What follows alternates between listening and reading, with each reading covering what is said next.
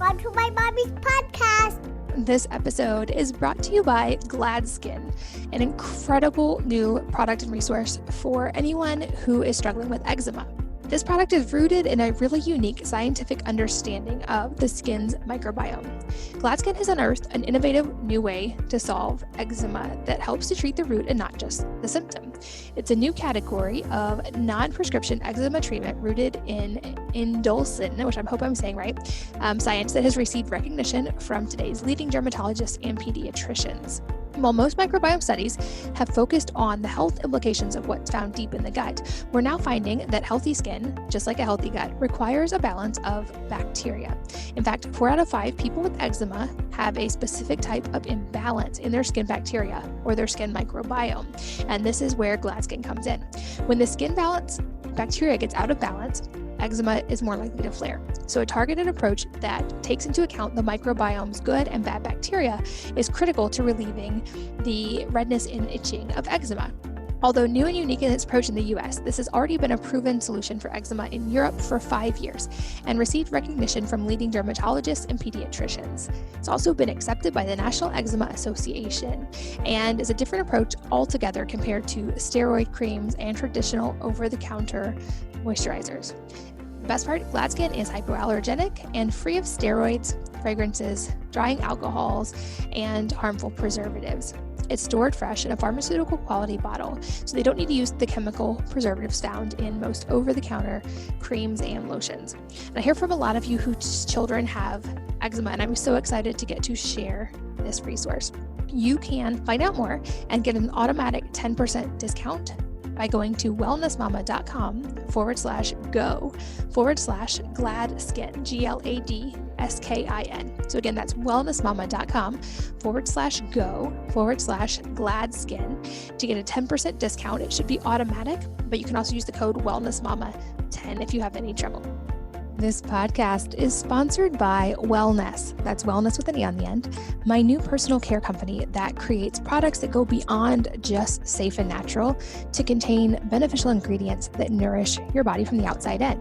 See, many clean products just don't work that well. And this is why I spent the last decade researching and perfecting recipes for products that not only eliminate the toxic chemicals, but that have ingredients that work better than conventional alternatives while nourishing your body from the outside in. I am so excited to share these products with you, and I'm especially proud of our Whitening Toothpaste, which took years of formulating and dozens of rounds of tweaks to finally perfect.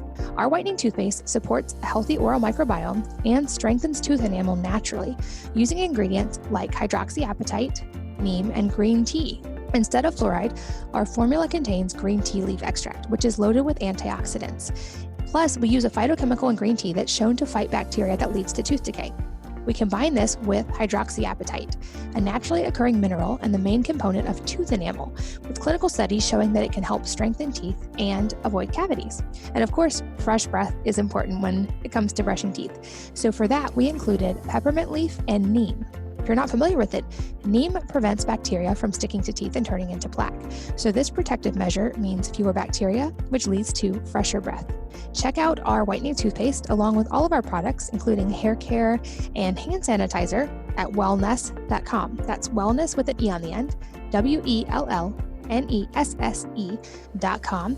And a tip, if you buy a bundle or subscribe, you get an automatic discount that's built in both of those ways. So check it out, wellness.com. Hello, and welcome to the Wellness Mama podcast. I'm Katie from wellnessmama.com and wellness.com. That's wellness with an E on the end. It's my new line of non-toxic natural personal care products. I am here today with Michael Trainer, who is a widely recognized social impact entrepreneur. He is the co-creator of something called Global Citizen, which is a movement dedicated to ending extreme poverty. He's also the creator of Peak Mind, which is brings together thought leaders to inspire a new vision of leadership. And he is also a well-known biohacker. And we go into some of his top 80-20 tips for living a healthy life, as well as a whole lot of other areas. So it's a really fun episode to record, and I hope that you enjoy it as much as I did. Michael, welcome to the podcast. Thanks for being here. It's an honor to be on your show. I'm so excited to chat with you today. I think there's dozens of different directions that we can go and probably will. But to start with, for anyone who isn't familiar with you yet, can you give us a little bit of your background, especially maybe touch on Global Citizen and what that is and how it came to be? Certainly. Yeah. Global Citizen really is a movement to end extreme poverty. It's grown quite significantly. We've been fortunate enough over the last decade to raise about $40 billion in commitments for programs serving the world's poor. But the impetus was really to build a movement of active citizens around our shared humanity. And for me, that grew. I lived in Sri Lanka for 2 years and was exposed for the first time at a very early age to conditions of extreme poverty. And really, in essence, what we wanted to do with Global Citizen was to change the narrative. We wanted to move away from the guilt and shame, the sort of Sally Struthers, we call it kind of poverty porn, where you turn on your television and they ask you to give up your cup of coffee and show you a poor child in Africa with flies around it. We wanted really to inspire a notion of our shared possibility and what is possible if we move at the time, 1.4 billion people living in extreme poverty, which is the condition of living under $1.25 a day. We could help move them out of extreme poverty, and the way that all of us would benefit in our shared humanity if we took care of those less fortunate among us. I love that. So how did you guys accomplish that? From what I've read of your bio, it became a really impressive large-scale endeavor. Yeah, so it was quite miraculous. I think in many regards, it came about because of I think with anything that you build, obviously it's to start with vision and commitment and a few people who are willing to put their heart and soul into it. And we started with a very small team, and we're able to, it's a long story, but the short version is we were able to, in the course of 9 months, move from inception of idea to our first festival. And we decided on using a festival because music is such a universal language, and we wanted to inspire people through that hope and inspiration. And the cool thing that we did was we made it so that we didn't ask for your money. We asked instead for your action. And so the way that you got tickets to the Global Citizen Festival is you actually took action around issues affecting the extreme poor. So you might consume a piece of content and share with your friends, or sign a petition that would basically we would use, because we gathered hundreds of thousands of actions and now multiple millions of actions. And then we would use that to get leaders of large scale corporations or heads of states to make declarative commitments on behalf of the world's poorest people. So year one, we were fortunate enough to host Neil Young, the Black Keys, the Foo Fighters. John Legend sang Imagine, which you can, pun intended, you could imagine was quite spectacular, given the Beatles had never had a chance to perform on the Great Lawn in Central Park. So we really took the Great Lawn, which the challenge and the reason why very few artists are able to perform there is because you have to have a free ticketed event. And so we turned that challenge, because it's quite expensive to host an event on the Great Lawn, as you can imagine, with the police force and the union labor, et cetera. And we wound up using that to our great advantage. And it was the impetus for the development of the digital platform, which has now grown, as the festival has all around the world, as a mechanism to both inform and inspire, and then translate that informed, inspired action into tangible commitments for communities around the world. So it's grown. I left after the third year when my father unfortunately was diagnosed with dementia. However, year one, we were able to, get $1.3 billion in new commitments, and now it's over the last decade they've raised about $40 billion in commitments, and we've held festivals all around the world. I flew in for the last one in South Africa around Nelson Mandela's 100th birthday, which was incredible. It was, Oprah was there, Tyler Perry, Coldplay, Beyonce. It was really, really incredible. So it's basically a movement of everyday citizens galvanized through their favorite artists in a way that can build a movement around our shared humanity. That's incredible. What do you see as going forward the biggest needle movers in the challenge to end global poverty? Well, as it relates to poverty, I think we are moving, obviously, in a way. Terence McKenna said the world has changed more since 1992 than it did in the previous 1,000 years. And I think in many ways that's accurate because of the advent of digital technology and the fact that many of us possess smartphones that give us access to more information than many previous presidents had.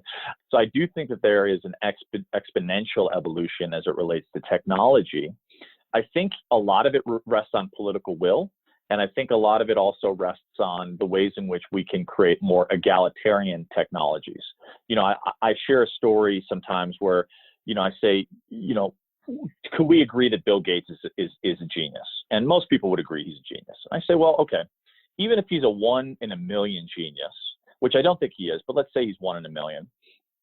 If you take the Malcolm Gladwell principle of having 10,000 hours on a tool to have mastery, he had 10,000 hours on the supercomputer and very rare access to that computer when he was at a very early age. So if you combine genius with opportunity, it's something that can change all of our lives, right? Because all of our lives have been changed by the advent of the personal computer. And now, of course, Bill Gates has created the Gates Foundation, which is the largest philanthropic foundation. It's given away billions of dollars. And in addition to that, he's created the Giving Pledge, which I think has raised over $600 billion so far. So that's just one person whose potential was coupled with opportunity. And so if you take the 1.4 billion people around the world, which now is less, thank goodness, that's 1,400 other Bill Gateses that all could revolutionize our lives collectively around the world. Because what we're being shown now with coronavirus is that the breath or action of one person around the world can impact the lives of every other person. And so it's my belief that we can and we should rise up in seeing that everyone has equal access to opportunity. And so a lot of that has to do with creating basic infrastructure and moving those who are besieged by poverty out of extreme poverty. So I think that can be the legacy of our generation. The goal of Global Citizen is to see that accomplished by 2030. And I do think that is feasible. I think it can be one of the great wins of our generation. Now, the question is, what do we do with that opportunity if we can create it? And my hope is that we can create a variety of different technologies. And I know one thing you and I both share a passion around is also to see that there's more equitable healthcare opportunities, so that not only do people have the opportunity to unleash their entrepreneurship, but they can also hopefully unleash their health and wellness. Because as we know, Harvard longitudinal study, basically the greatest wealth and the greatest contributor to our long-term health and happiness is the caliber of our relationships. And if the greatest corollary in my view is if we can combine great relationships with great health and great opportunity, then we've created a context for an equitable life that I think every human on this planet deserves. Absolutely. I definitely want to go deep on some biohacking topics, and we're going to get there. But first, I think a natural segue into that is another thing that is, I think, a focus for you right now from what I've read of you and your work, which is called Peak Mind. So I'd love if you could walk us through what that is and what the impetus for it was.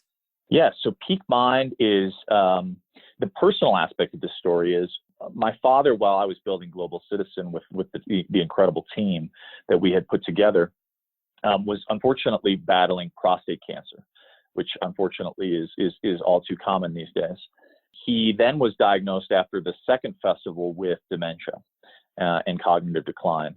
And as you know, there's really no cure for dementia. And so it was really a wake-up call for me. And I think actually in some ways one of the great gifts that he gave me, because I went from working, sort of 14, 16-hour days and burning the candle at both ends to saying, Dad, I want to do something while we can still create memories together. And so I said, I'll take you anywhere in the world you want to go.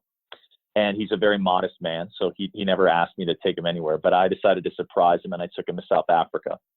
And I knew he loved history. I knew he loved nature. And it was one of the best things I've ever done. I think when you can take your parents on a special experience, it really is profoundly meaningful, given all the sacrifices that they have, made in their lives. And we had the time of our lives. And on that trip, I decided that it was time to leave Global Citizen. Global Citizen was in great financial, footing and was growing very well. And I knew that I wanted to spend more time with him. And so I made the decision to leave, and I did a 30-day meditation. And on the 30th day, I had this kind of crazy idea that I wanted to do an event to host His Holiness the Dalai Lama, because I had seen more and more research around the benefits of meditation. Harvard had just released research showing that you could literally, in 8 weeks of mindfulness, decrease the size and activity of your amygdala, your fight or flight center in your brain, and increase the size and activity of your hippocampus, the center for creativity and possibility. And so I thought, who better to be a representative than His Holiness the Dalai Lama? And, with Global Citizen, I had good experience with attracting, these sort of very notable figures to the degree that it could, be very, very valuable in garnering attention and through that attention, bring many people into the tent, so to speak. And so in 2015, I had the great fortune, after 7 months, having the vision and then working, tirelessly to make it happen, to have the great virtue of hosting His Holiness the Dalai Lama for his 80th birthday here in Los Angeles. And we had an incredible talk, which is actually available. It was the first episode of my podcast where I took that recording and put it out to the world. But an incredible talk with His Holiness the Dalai Lama around the virtue and value of meditation and mindfulness. And that was the launch of Peak Mind, which is really grown into both events. So I've been fortunate enough to host folks like Deepak Chopra and Eckhart Tolle. We had an event for about 5,000 people pre-COVID here in LA, as well as the launching of the Peak Mind podcast, where I've been fortunate enough to host a lot of the great leaders of our time, from His Holiness the Dalai Lama to President Carter, and then a lot of leaders in the health and wellness space that I know that you're an incredible expert in. Love to have you on at some point as well. But yeah, your Dr. Mark Hymans, your performers like your Laird Hamiltons, Maria Sharapova, Wim Hof, a variety of different thought leaders, really with the notion of how do we create the inner transformation necessary to see a more just and equitable world? Because I think with Global Citizen, we created a great tool for creating change out in the world through policy and business and entertainment. And I think with Peak Mind, my vision is to really create that context for inner transformation, because it's my belief that ultimately the world is a manifestation of our collective internal states. And until we can clean up the house, so to speak, the home within, I think it's very challenging to exert sustainable change out in the world. A crass analogy I sometimes share, but take a lottery winner. Many lottery winners, get a windfall of finance or professional athletes, but then something like 80% go back to their default income and or go bankrupt. Why? Because they don't have yet the mindset to hold that transformative wealth. And so the vision with Peak Mind is really to create a context of transformation to enable, the type of change we all want to create in our lives to be sustainable. Yeah. And something I love that seems like a commonality of both of these projects with you is that you are tackling projects that seem almost insurmountable to a lot of people. You're tackling really massive scale problems. And in our family, we have a very big focus on entrepreneurship, and it's one of our core values as a family and something we're very conscious of trying to pass on to our kids. And this is something I tell them often, which is that sometimes it's easier to solve big problems in a big way than to try to solve little problems or medium-sized problems in their own way. And a lot of times I feel like people are hesitant to tackle what seems like these really massive problems because we just doubt that we can actually do it. So I love that in both of these cases, you tackled headfirst massive problems and were able to get really big people on board with you and to start creating massive change in that. Do you have any tips for people who are trying to create similar changes in whatever their various industry or area? Sure. Yeah. Well, first of all, I love that you're teaching your kids about entrepreneurship. I think that's one of the greatest gifts that we can impart on our children. And I think as we move into this new generation, I think a lot of the models and mechanisms that we've taken for granted are going to need evolution. And I think we're going to need a generation of young entrepreneurs. So I'm so grateful you're doing that. I would say the tips that I have are really, in whatever modest way I've been able to exert change, it's really revolved around great relationships. I think, and this is the book I'm working on presently, but I feel like ultimately, if you have a big vision, which I think many people do, and the question is, and by the way, like even when I was starting any of these enterprises, I had fear and trepidation about success, and there were many times, sort of dark nights of the soul, when it looked questionable that it would be realized. But in each situation, it was realized through the collective effort of a small team of incredible people. There's that Margaret Mead quote that I love, which is, never doubt the power of a small group of people to change the world. And indeed, it's the only thing that ever has, and I think the degree to which you can find people that you trust that share an aligned vision and values is the degree to which you can exert extraordinary change and influence. And so to me, I think, I'm really a huge fan of the power of relationship and really taking stock of how to create the most effective relationships. I think some of our paradigms are broken. I think our healthcare system, our education system, a lot of these systems are relics of sort of 20th century industrial capitalism, which is really, I think, more oriented around creating industrial workers and extracting value. And I think in networking, as we knew it, was largely evolved around, this notion of how can I extract value or, get my enterprise in a better place at your expense. And I think we're now moving into an era where everything should be grounded in giving and being a source of value and creating win-win paradigms. And I think whenever you're building something, the more you can align people's sort of altruistic interest with their enlightened self-interest in a way that creates a win-win, that's the biggest secret, I think, for me, is if you can find a way to touch their hearts and speak to what they deeply care about, and at the same time forward their vision in a way that is win-win, not win-lose. I think that's the recipe for creating extraordinary visions and aligning yourself with the right people. I love that. And I definitely agree. One of my passions right now is tackling a change in education. And I'm a big believer that often you can't change the system from the inside out. Sometimes you have to just create something else that's better from the outside in. And so I'm working on basically a system around that, developed on our own idea of when our kids reach school age, realizing that none of the options available in our mind perfectly prepared them for whatever they might encounter in adult life. And so we kind of used the 80-20 approach and reimagined school from the ground up, assuming that none of the variables that existed had to continue existing, and have created a program focused largely on entrepreneurship and problem solving that I'm excited to share with other families. But I fully agree with you in the idea of aligning values like that.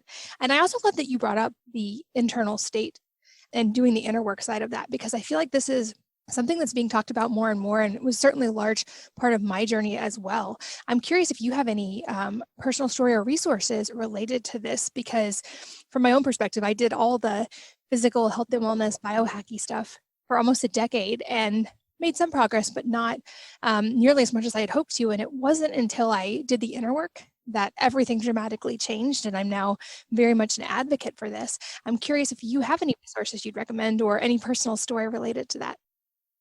Yeah, thank you. It's a beautiful question.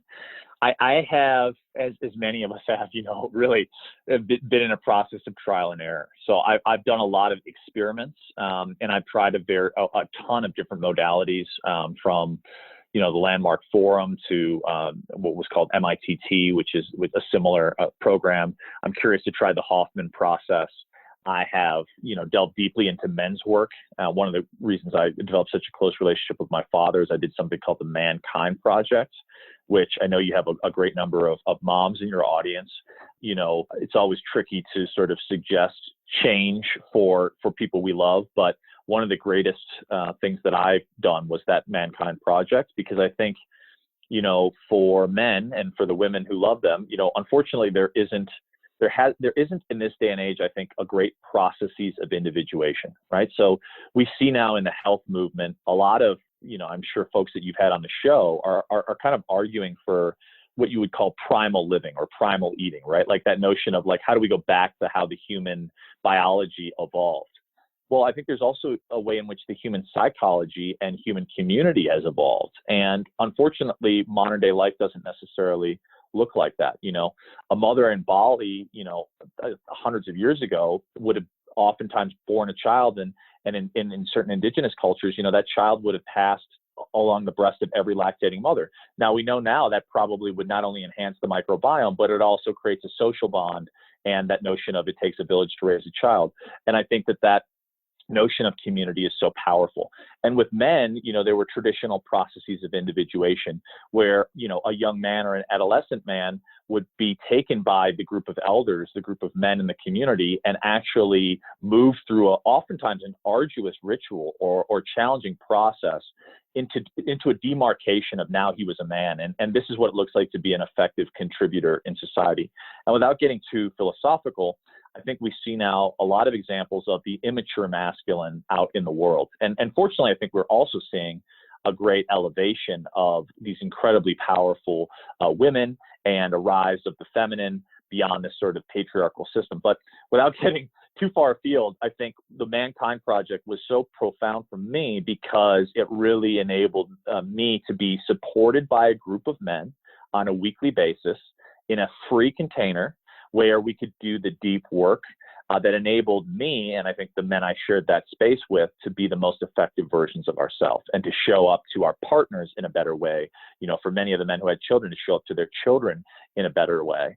And from a place of service and from a place of commitment to being a stand for something bigger than yourself. And so for me, there's a variety of tools, plant medicines with some very profound indigenous elders. I'm very specific to say I think that those kinds of advanced tools should be practiced obviously in the right container and the right context. But I have a lifelong commitment to doing the best I can to grow. And I'm always looking for the tools that will enable it to happen. And obviously we can talk about, get in the weeds on various tools that have been helpful. But I think as a general principle, for me, that men's work has been really integral. And I'm really passionate about, and the inquiry I'm on now, actually, which I haven't talked to anyone about, but is I'm now actually going off and interviewing fathers. And because my father recently passed in April, and he was such a meaningful figure in my life. And as I enter the phase of hoping to be a father here in the next few years, I'm really curious to interview successful men to see how they navigated through both the traditional or conventional notions of success, and then also could be present and evolve into being a great father. And I know you have a lot of incredible mothers in your audience and probably some great fathers as well. So that's the inquiry I'm on now is how do we in modern society really move in a beautiful way through the various chapters of our life such that we can be the greatest source and contribution for those we love. And so, those are some of the tools that I've used. I wouldn't by any means say I'm necessarily an authority, but they've been very, very helpful in my own evolution. And I've seen them be extraordinarily helpful in the lives of others. Well, first of all, I'm so sorry for your loss. I haven't lost a parent yet, but I can only imagine that's a very difficult loss. Yeah, thank you.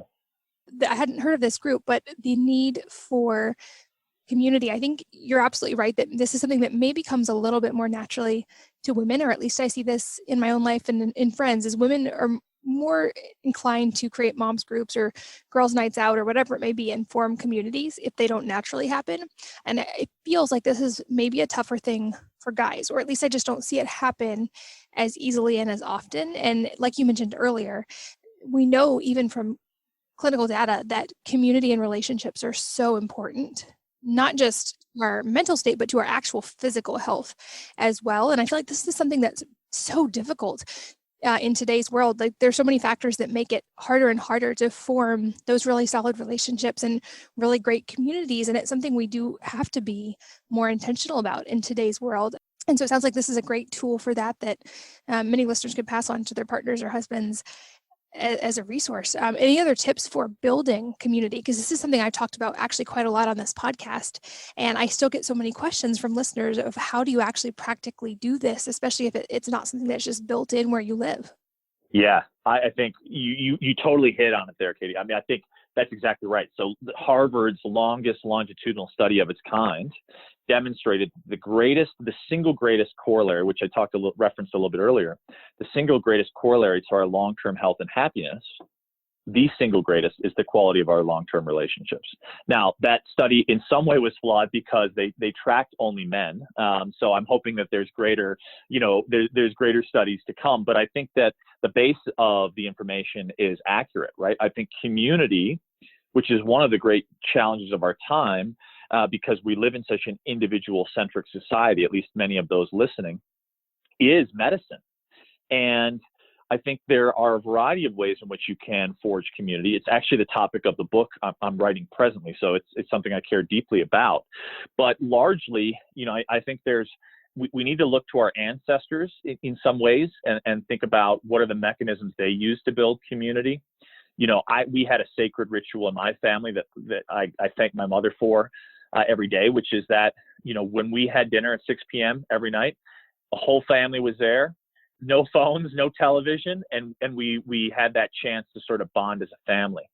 And, around every holiday, around, on weekends, we would extend that out into our community, into our neighbors, have a barbecue, etc. And I think, there are various modern kind of cultural events like sporting events, obviously dinner parties. These are all, opportunities, I think, to forge community. But I think we also have these modern tools, you have this incredible podcast. I can say that since I've started my podcast, I've developed incredible relationships as well with some of my guests and have been invited into incredible opportunities. So there's an example of a digital platform that's actually a very modern day platform that's led to some really beautiful community and invitation to some incredible events. So I actually have so much to say about the topic. I'll try to be, a little bit concise, but in essence, I think it's thinking about really mindfully, there's this notion of something called social capital, and I think it's a flawed term, but in essence, it's thinking about how you invest in your relationships and which relationships give the greatest return. And I think all of us in life have encountered people that traditionally we look at as, that would be denoted as either a giver and a taker, right? Some people in our lives seem to always take without giving. I call those people black holes, and then certain people are batteries in our life. They give us juice, they give us life, they give us vitality, they give without expectation of return. And I think ultimately that's how we want to show up as a catalyst and as a node for community, is being a giver and being a source of value and connecting. One of my practices in my morning routine is actually to send a voice note to different people or a thank you note handwritten in the mail to let people know how much I care about them. No expectation, no ask, nothing, but it's simply an offering. And, offerings have been used in communities and cultures since time immemorial as a way to pay reverence and be in a place of gratitude, which we also know has deep corollaries to our state of happiness. So I think basically we want to find a way to be a battery to those around us. We want to surround ourselves consciously, and this is what my book's about, is how to consciously create your relationships. I think many of us kind of fall into default patterns, but I think you can just as you would your finances, really look at who's showing up as a battery in my life. Where are their black holes? Where, our most valuable resource on the planet is our time and the health in which the health with which we have to live that time with people we love, with our relationships. That's the true currency in life to me. And so, I think there's I have actually seven principles, but basically ways in which you can cultivate consciously the kind of relationships, the kind of community that will have the greatest corollary on hopefully your life, your long-term health and happiness. And, depending on what you value, for me, at least, I know, having looked at death lately with the man I loved most on the planet, my father, is really thinking about your legacy, and his great legacy lives on in me, in that he was such a battery in my life. The way he showed up for me, the way he both balanced business and showed up to my, all of my sporting events, and was always present when I needed him. I think mothers are so great at that. I think some of us as men get to catch up to you all in terms of your level of service and the degree to which you are batteries in the lives of your children. But in essence, I think, to me, there's a great passion around how do we consciously co-create with other batteries in our life. And to me, I have a lot to say about that.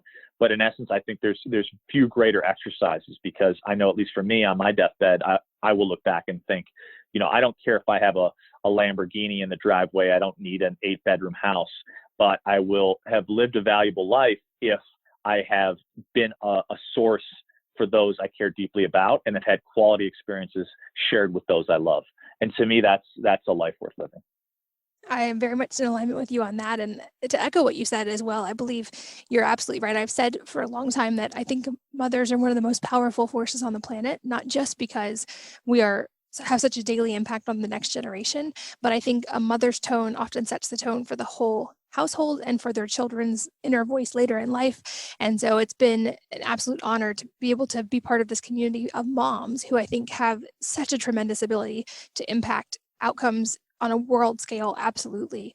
I also love that you brought up those inner points, and I want to touch on your morning routine in a minute, but a modern thinker I really admire, Naval Ravikant, he says that basically no matter what level of wealth you create, there's three things that seem to be actually most aligned with happiness. And the beauty of these things are, it doesn't matter if you are, to use your earlier example, Bill Gates, you can't just buy them. You have to actually do the work.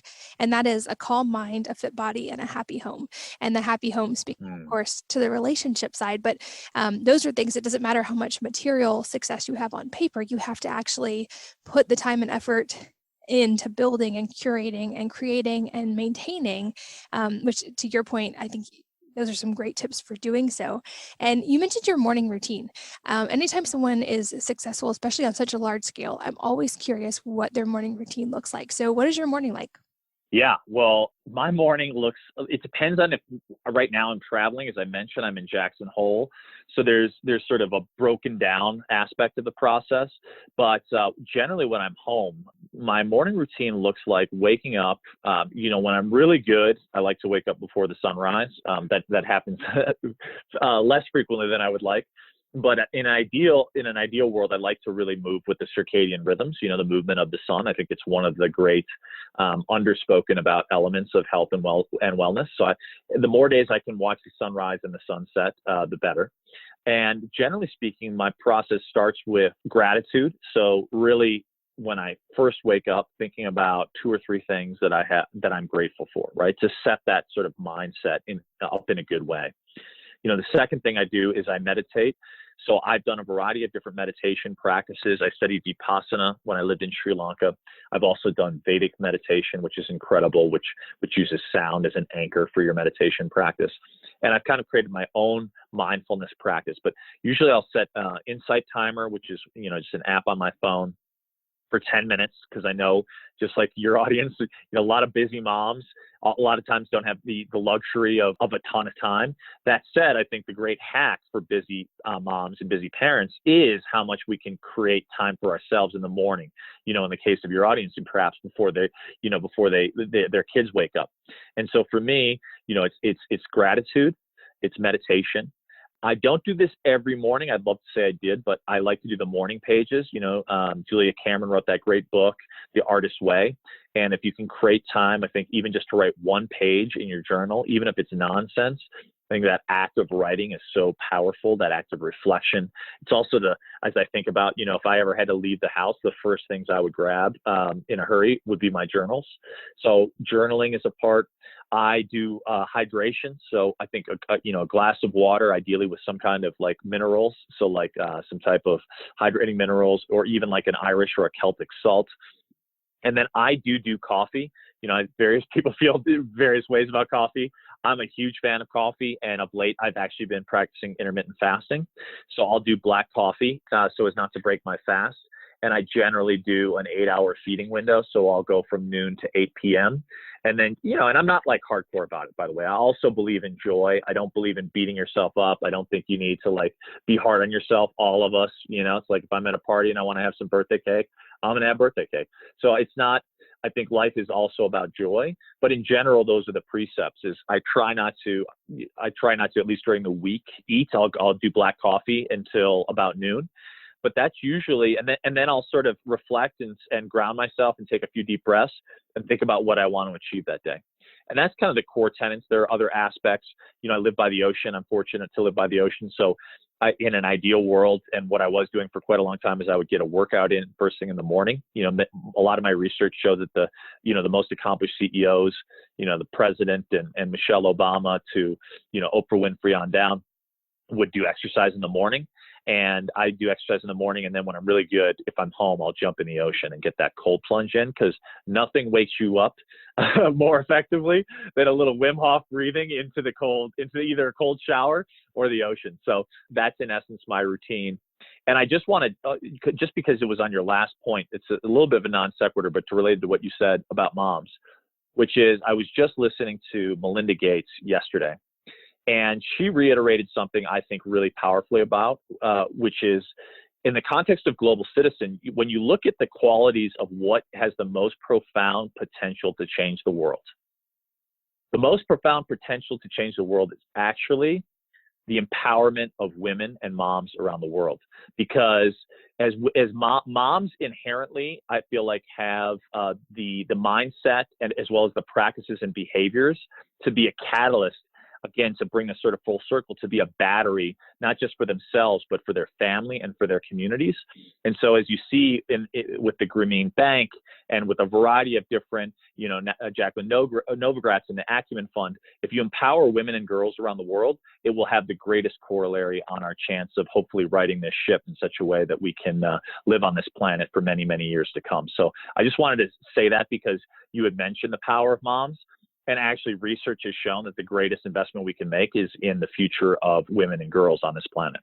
Awesome. And I think that's also a perfect segue, talking about your morning routine, into another question that I had for you. So my husband met you before I did, and he said you guys had an amazing conversation about all kinds of different biohacking tools and practices that you've tried. And I'm really curious what you would consider the top needle movers with everything that you've tried. If you had to kind of 80-20 all of the things out there, what would make the cut for you? Yeah, great, quick question. For me, contrast therapy is my kind of a current fascination. So, for those listening, moving from high heat to cold, and doing breath work in the midst of that process. So, I'm grateful to have a sauna, but I'm always mindful of not everyone has all these tools. I think but that said, I think if you can find a way to move from heat, and there's various ways to do that are very economical, to cold, and that can look, and often looks like for me, cold shower. Sometimes it's going to a hot yoga class into a cold shower. Sometimes it's going from a sauna into a cold tub with ice and doing breath work. I could go into the myriad of benefits, but the benefits are profound in terms of, reducing inflammation. I think the mindset benefits are profound. So contrast therapy is one of mine. I did a whole podcast on it if people want to go super deep, but contrast therapy is one of my current, fascinations. I would say breath is one of the most underrated and also most accessible biohacks that any of us can utilize. So from holotropic breath work to tantric breathing, I think our breath has the opportunity to unlock worlds that we are only coming to fully realize. The Tibetans knew that with tumo breathing, which is the basis for, now we see Wim Hof. I did an interview with Laird Hamilton, the world-class big wave surfer, around breathing. And many of them are getting their insights from this ancient Tibetan traditionally secret practice called tumo breathing. But I think that breath work has the possibility to unlock huge health and cognitive benefits that all of us have access to. You don't need to buy any expensive equipment. It's truly expansive and unlimited frontier in regards to the way that we can use our breath together with a mindfulness practice. The other biohacks that I'm playing with of late really is this notion of circadian living and fasting. There's a great talk. I can't remember. If you just Google TED Talk on circadian biology, I'm trying to remember the name of who I listened to, but in essence, some argue that when we eat is almost as important as what we eat. And, I think we've oftentimes gotten out of sync with again, this goes to ancestral biology, but like traditionally hunter-gatherers, would go from feast to famine in some regards in terms of their eating cycles. And so for me, I think the idea of fasting and its potential to increase health benefits, for me, that's largely intermittent fasting. I did a podcast with Dr. Stephen Cabral. He advocates for a weekly, also like from Sunday night to Monday night, doing like a weekly fast through that day. Obviously, you want to check with your healthcare provider. I'm not a medical practitioner, and then he does a quarterly sort of week-long cleanse fast, which isn't a dry fast, but we're seeing now the benefits of fasting are profound. And, in terms of autophagy and like all of the different elements that it can bring in terms of like cellular regeneration and sort of the resets that we can create. And so for me, I'm really looking at also getting sun and as much as possible, being in rhythm with the natural cycles. So during the day, that looks like, trying to eliminate, and I know probably many of your listeners already do this, but like eliminating blue light after dark. So I try to watch the sunset if I can. I try to do some sun gazing, get that 10 minutes of sun, get that vitamin D. Also huge right now for our immunity, vitamin C, vitamin D, elderberry, as we're amidst the sort of coronavirus. Not that that prevents it, but just in terms of bolstering our immunity, and really thinking about how to move through the day in a way that enables us with what we now know is one of the core tenets of our health and wellness, which is great quality sleep. And so for me, using candles at night, using blue light blocking glasses if I'm using my device, watching the sunset, and just establishing a little bit more of that natural rhythm. And all that kind of boils down to the greatest biohack for me, if you will. And when I interviewed Ben Greenfield, he said the same thing. If you were to distill all that down, what would the one thing be? And for me, it's getting into nature. So to me, I'm just trying to approximate the natural rhythms of our ancestors in modern life, and use some of the great tools and hacks that have been prevalent for millennia, and try to approximate them in modern living. And so for me, my favorite thing in the world is if I can find a hot spring next to a cold creek, I'm in heaven, because that's the ultimate contrast therapy, because I'm also taking in the fresh air, the nature, the splendor of just being alive in this life, which I think gratitude is one of the greatest corollaries to living well. So nature brings me back to where I need to be, and that's my ultimate biohack. I love that you brought up the idea of circadian living, and I will make sure that TED Talk is linked in the show notes as well. But I think this is one of those relatively free things to implement that's so overlooked. And there are great researchers like Sachin Panda who talk about, but just the idea of restricting the things that signal awake and asleep to the right times. So in other words, in nature, to your point, we would only encounter certain spectrums of light when the sun was out. So trying to keep those spectrums of light to the hours when we would normally encounter them. We would also only be eating during certain hours. So trying to eat as a general rule when the sun's up, and not eat when the sun's not up. And then beyond that, like you said, you can shorten that window to experiment with that. And that's something I've found benefit from as well. But the beauty of that is it doesn't cost anything. You're just moving around the times you're already doing these things, and you can see significant benefits from doing that. This episode is brought to you by GladSkin, an incredible new product and resource for anyone who is struggling with eczema. This product is rooted in a really unique scientific understanding of the skin's microbiome. GladSkin has unearthed an innovative new way to solve eczema that helps to treat the root and not just the symptom. It's a new category of non-prescription eczema treatment rooted in indolcin, which I hope I'm saying right, science that has received recognition from today's leading dermatologists and pediatricians. While most microbiome studies have focused on the health implications of what's found deep in the gut, we're now finding that healthy skin, just like a healthy gut, requires a balance of bacteria. In fact, 4 out of 5 people with eczema have a specific type of imbalance in their skin bacteria or their skin microbiome. And this is where GladSkin comes in. When the skin bacteria gets out of balance, eczema is more likely to flare. So a targeted approach that takes into account the microbiome's good and bad bacteria is critical to relieving the redness and itching of eczema. Although new and unique in its approach in the US, this has already been a proven solution for eczema in Europe for 5 years and received recognition from leading dermatologists and pediatricians. It's also been accepted by the National Eczema Association and is a different approach altogether compared to steroid creams and traditional over-the-counter moisturizers. The best part, GladSkin is hypoallergenic and free of steroids, fragrances, drying alcohols, and harmful preservatives. It's stored fresh in a pharmaceutical quality bottle, so they don't need to use the chemical preservatives found in most over-the-counter creams and lotions. And I hear from a lot of you whose children have eczema, and I'm so excited to get to share this resource. You can find out more and get an automatic 10% discount by going to wellnessmama.com/go/GladSkin, GladSkin. So again, that's wellnessmama.com/go/GladSkin to get a 10% discount. It should be automatic, but you can also use the code wellnessmama10 if you have any trouble. This podcast is sponsored by Wellness. That's wellness with an E on the end. My new personal care company that creates products that go beyond just safe and natural to contain beneficial ingredients that nourish your body from the outside in. See, many clean products just don't work that well. And this is why I spent the last decade researching and perfecting recipes for products that not only eliminate the toxic chemicals, but that have ingredients that work better than conventional alternatives while nourishing your body from the outside in. I am so excited to share these products with you, and I'm especially proud of our Whitening Toothpaste, which took years of formulating and dozens of rounds of tweaks to finally perfect. Our Whitening Toothpaste supports a healthy oral microbiome and strengthens tooth enamel naturally using ingredients like hydroxyapatite, neem, and green tea. Instead of fluoride, our formula contains green tea leaf extract, which is loaded with antioxidants. Plus, we use a phytochemical in green tea that's shown to fight bacteria that leads to tooth decay.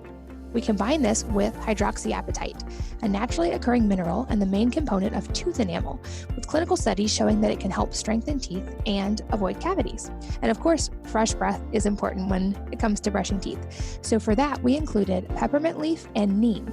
If you're not familiar with it, neem prevents bacteria from sticking to teeth and turning into plaque. So this protective measure means fewer bacteria, which leads to fresher breath.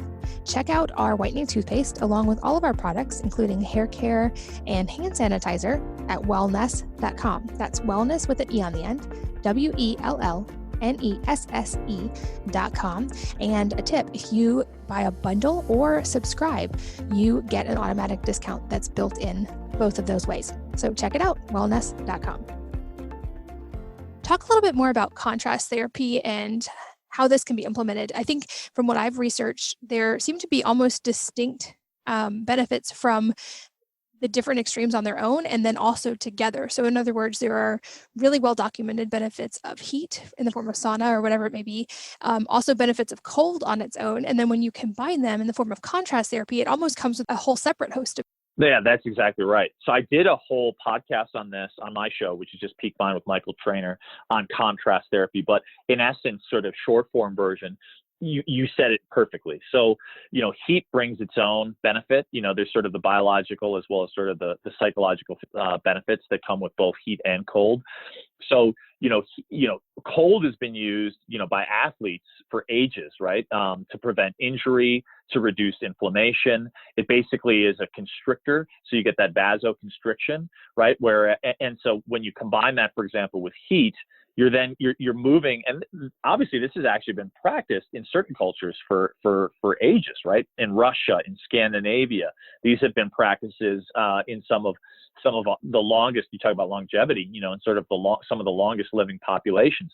But you move into then heat, and you're getting the detoxification effects, right? So, for example, I personally have been exposed to mold, and many of us have, right? Like there's estimations that 50% of the buildings in the U.S.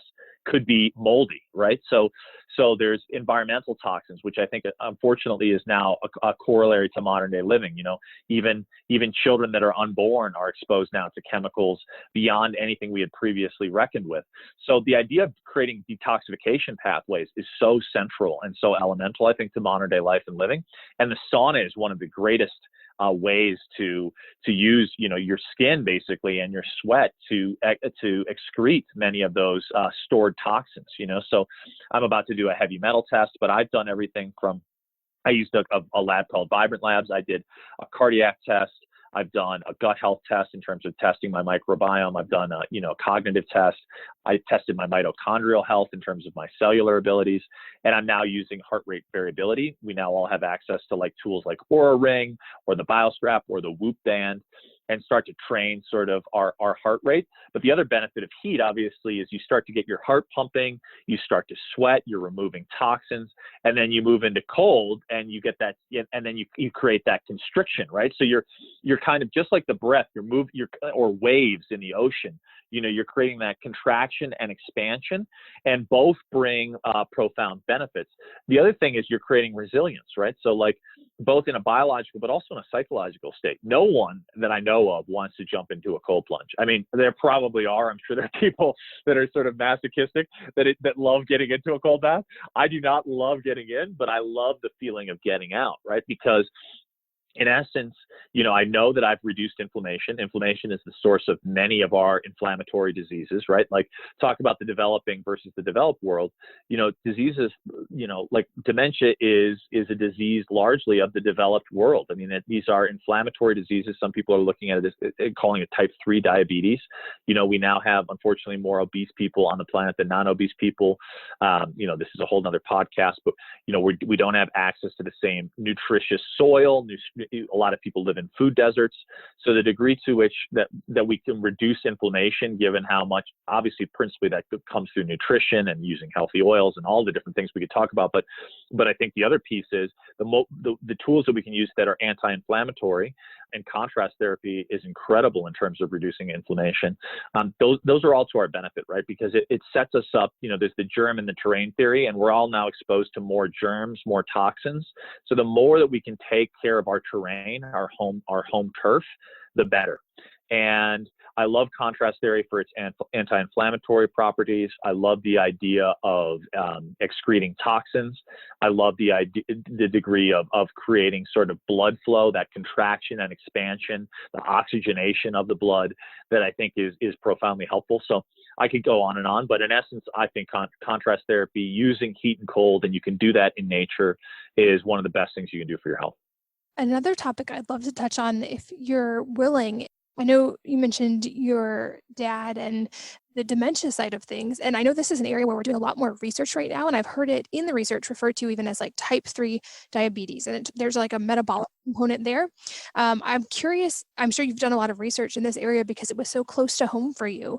And I feel like this is something we're seeing an increase in. Do you have anything that you've come across in your research that people can do preemptively at younger ages that we can do in our own families to help protect against that? Yeah, so I think, unfortunately, and having had deep personal experience with this with my father, who I love dearly, I would not wish cognitive decline on anyone. It's one of the most devastating conditions I feel for any of your audience members that are experiencing cognitive decline or have a family member with dementia or Alzheimer's. Symptoms start, they say, the onset is 30 years before the first symptom, right? So all of us listening, if you're 35, 40 years old on up, it's beneficial to start thinking about bolstering your resources, so to say, internally, and so as to mitigate against the risk. Now, there are certain biological and genetic markers that do have corollaries to onset of Alzheimer's, something called the APOE4, which is a gene. You get one from your mother, one from your father. If you have one APOE4 allele, you're 3 times more likely to get Alzheimer's. If you have 2 APOE4 alleles, you're somewhere closer to 9 times more likely to get Alzheimer's. So there is a genetic element. However, what I'll say is, even if you have, and forgive the analogy, a loaded gun genetically, that doesn't mean that you ever have to pull the trigger. So epigenetics, in other words, diet and lifestyle, are our greatest defense against cognitive decline. I'm not a doctor. I've done a tremendous amount of research on this, and I've gone into it pretty deeply on my show. But I will say Dale Bredesen has written an amazing book called The End of Alzheimer's. He correlates the causation with sort of your roof. And it's not one thing, but it's many holes in your roof. How, for example, environmental toxins, how heavy is your load in terms of environmental toxicity? What are your genetics? What's your diet and lifestyle like? Are you consuming inflammatory oils? Ideally you want to stick to, not a lot of the dirty oils that are used, in a lot of conventional cooking, right? Sticking more to like your olive oils and your coconut oils and your avocado oils. So oils can be inflammatory, foods, obviously, and I'm sure you've done a ton of these shows, Katie, but, basically moving away from anything that promotes inflammation in the system. What crosses, just like you can have leaky gut, you can have leaky brain. So if you're not, your gut is also your enteric nervous system. It's your second brain. I'm sure you've done a great number of shows on gut health, but maintaining great health with your gut. My father, unfortunately, had a wheat allergy and had celiacs. He didn't know that till later in life. Much now of our grains and our gluten have glyphosate, the Monsanto sort of pesticide, which can wreak havoc on our guts. So this is obviously a huge topic, but if I were to point to a couple resources just in the time we have, Dale Bredesen's book is amazing. Dr. Mark Hyman's work is amazing in terms, he does a series called The Broken Brain, which I highly recommend.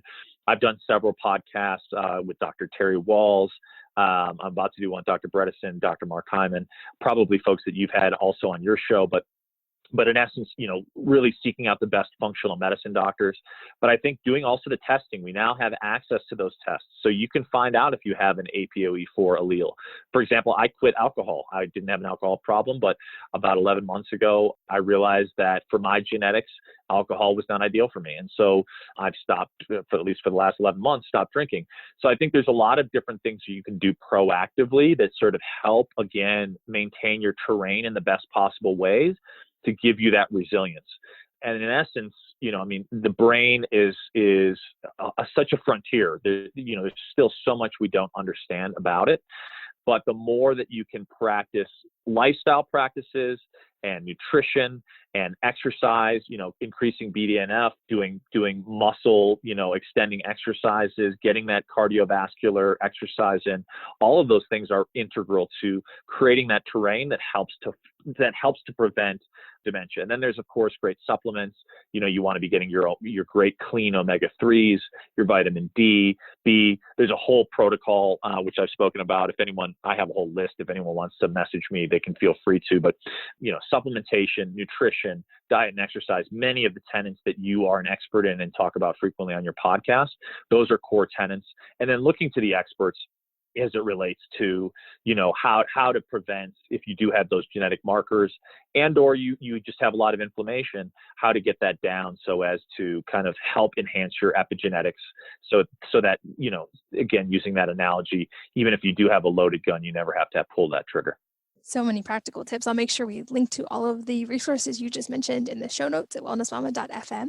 And as we get toward the end of our time, a question I selfishly love to ask, because I'm always looking for new suggestions, if there is a book or a number of books that have dramatically impacted your life, and if so, what they are and why. Oh, man. So many books I love. I think reading is one of the great gifts we have in our time on the planet.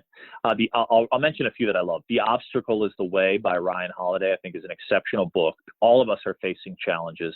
I know you've got a lot of moms listening that feel like their time isn't their own and are pulled in all kinds of directions from their kids that they love dearly, and also, being a parent, a partner, and also trying to manage your own individual desires, challenges, needs. Obstacles Way is a great book. I loved, from just an inspirational point of view, I love the book Love in the Time of Cholera. I think it's a beautiful love story with incredibly eloquent prose by Gabriel Garcia Marquez. I'm about to read The Overstory. Everyone has waxed prophetic. I haven't read it yet, but I'm about to. I think for men and husbands out there, Way of the Superior Man is an incredible book by David Data. It really goes into this notion of what it looks like to, as it relates to kind of polarities and how to step up into being a more embodied man and owning the embodied masculine. Another great book in that regard is King, Warrior, Magician, Lover. In terms of cognitive health, I love Dale Bredesen's book. I think The Grain Brain by Dr. David Perlmutter is incredible. There's a variety of different health resources, books that I love, but I could go on for ages and ages.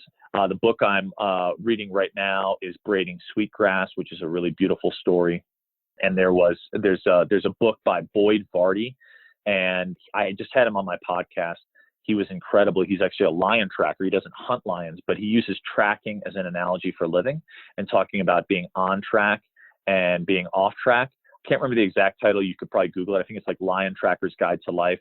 You could also find it through my podcast, Peak Mind, Boyd Vardy. That book blew me away. And I went deep. He did a 40-day solo excursion in the bushveld in South Africa and podcasted on it every day. And I listened to that on my road trip, and it was amazing. So I'll stop there for now, but those are some of my favorite books. Awesome. I'll make sure all of those are linked in the show notes at wellnessmama.fm. And lastly, if people want to stay in touch and keep learning from you, where should they start? It sounds like maybe your podcast, Peak Brain. Yeah, Peak Mind is the podcast, Peak Mind with Michael Trainer. And yeah, I would love, that's probably the best place. I'm putting out, podcasts weekly, sometimes twice a week. Peakmind.org is the website. And the best way to reach me in terms of messaging is through social media. So I'm just at Michael Trainer, my CHAELTRAINER, on social media across platforms. So feel free to message me. I always love hearing from people. I try to reply to absolutely everyone. So that's the best way, really. And I'm just, like everyone else here, just trying my best, working to be the best citizen I can and the best, family member I can. And so I'm very grateful for you to having me on the show, because I know I've learned about the show years ago from the folks at Thrive Market and just heard how passionate and how committed your audience members are. So I honor you for being the stand that you are in the world. Oh, thank you so much. And thank you for your time today and for all the work you're doing in the world. Well, thank you. It's an honor and a pleasure. And thank you, as always, for listening, for sharing your most valuable resource, your time with both of us today. We're so grateful that you did. And I hope that you'll join me again on the next episode of the Wellness Mama podcast. If you're enjoying these interviews, would you please take 2 minutes to leave a rating or review on iTunes for me? Doing this helps more people to find the podcast, which means even more moms and families can benefit from the information. I really appreciate your time, and thanks as always for listening.